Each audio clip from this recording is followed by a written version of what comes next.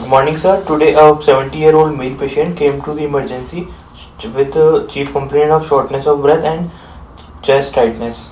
Okay. Is there any history of previous chronic disease in this patient? Yes, sir. There is a history of diabetes mellitus and hypertension from past 10 years. Okay. For that, he is taking any medication? No, sir.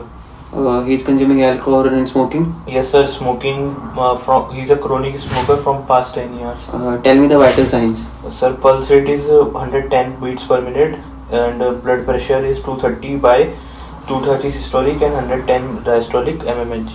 Or is there any inspiratory crackles you heard? Yes, sir. Inspiratory crackles are present. Okay. He is a known case of hypertensive emergency. So admit the patient and start giving the IV antihypertensive drug like labetalol, sodium nitroprusside. Reduce the initial BP 25% by the 1 hour.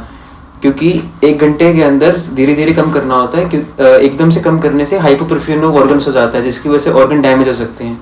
इसीलिए patient को admit करो और 25% एक घंटे के अंदर reduce करो और बाकी उसे धीरे धीरे करके रिड्यूस